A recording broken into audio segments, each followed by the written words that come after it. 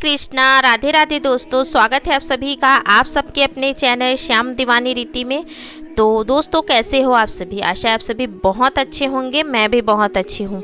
तो दोस्तों यहाँ आज मैं आपको मकर संक्रांति के दिन किए जाने वाले दीपदान के विषय में बताने वाली हूँ कि कैसे आप मकर संक्रांति के दिन 14 दीपक दान करके जो पुण्य फल है वो प्राप्त कर सकते हो। मकर संक्रांति के दिन दान का जो है बहुत ही बड़ा महत्व होता है।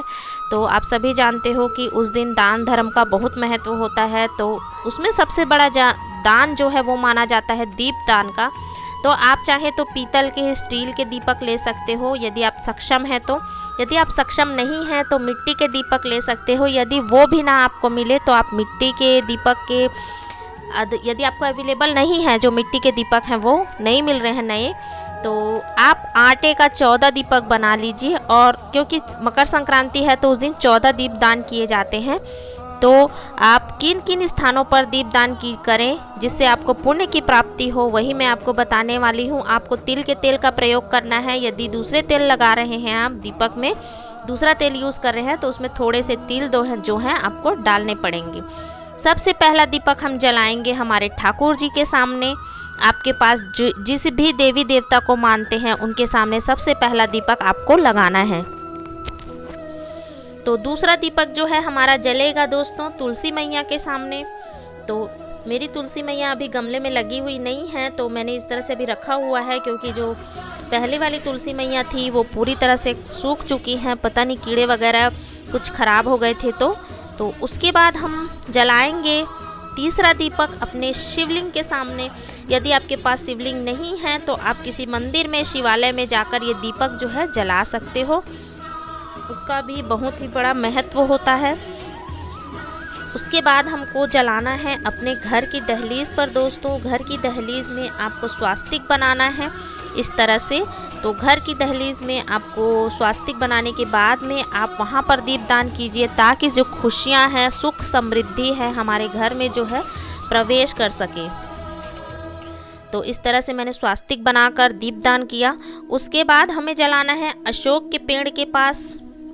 आपके पास कोई भी पवित्र पेड़ अवेलेबल हो तो आप वहाँ पर जला सकते हो। उसके बाद अशोक पेड़ के बाद हमें जाना है आंवले का पेड़ के पास। यदि आपके घर के पास कहीं पर भी आंवले का पेड़ हो तो वहाँ एक दीपदान जरूर कीजिए दोस्तों। उसके बाद हम चलते हैं कदम के पेड़ के पास। तो कदम के पेड़ के पास दीपक भी जलाना ज़रूरी होता है। तो हमारे घर के पास तो ऐसा कुछ पेड़ नहीं है, तो मैंने सबका दीपक जो है निकाल दिया। उसके बाद हमें जलाना है पीपल के पेड़ के पास और बरगद के पेड़ के पास। तो इन स्थानों पर, पवित्र स्थानों पर जो पूजनीय पेड़ पौधे होते हैं वहाँ पर हमें दीपदान जरूर करना चाहिए। यदि आप वहाँ पर, आपके घर के आसपास कोई भी इस तरह के पेड़ नहीं है तो आप किसी भी मंदिर में, देवालय में दीप जो है जलाकर आ सकते हैं। क्योंकि मेरे घर के पास भी ये पेड़ नहीं थे, बस अशोक का पेड़ था। तो उसके बाद में हमें जो जलाना है अगला दीपक जो है हमें किसी भी यज्ञशाला में जलाना है, जहाँ पर यज्ञ होते रहते हैं, या फिर मंदिरों में जो आपने देखा होगा यज्ञशाला जो है वो बने रहते हैं। तो वहाँ पर आप जाके जो दीपदान है वो कर सकते हो दोस्तों, किसी भी यज्ञशाला में। और उसके बाद हमें जाना है गौशाला में।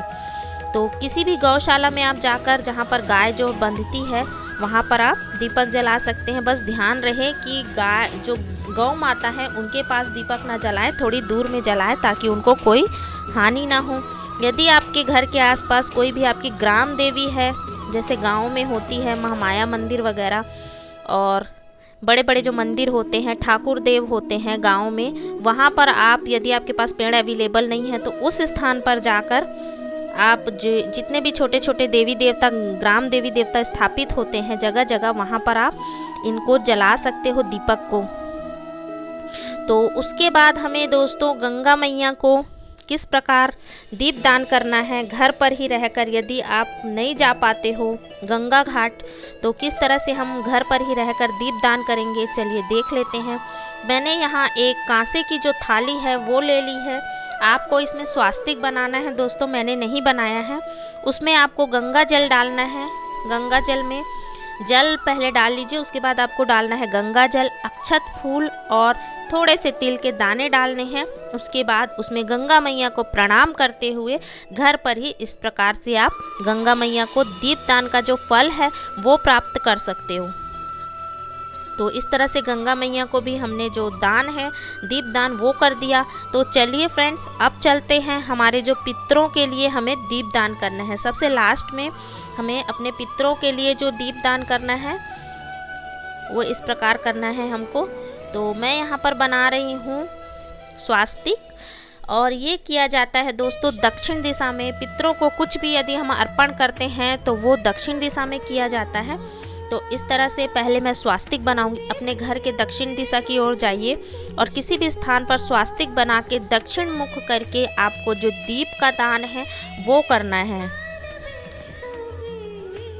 तो यहाँ पर मैं बना रही हूँ स्वास्तिक, और मैं बना रही थी कुमकुम से। आप हल्दी से, रोली से, किसी भी चीज़ से जो स्वास्तिक है वो बना सकते हो। तो इस तरह से मैंने बनाया स्वास्तिक। उसके बाद मैं पितरों के नाम का दीपक जो है यहाँ पर प्रज्वलित करूँगी, और हमें बोलना है, हे पितृदेव, ये जो दीपक है हम आपके नाम का दान कर रहे हैं, इन्हें आप स्वीकार करें।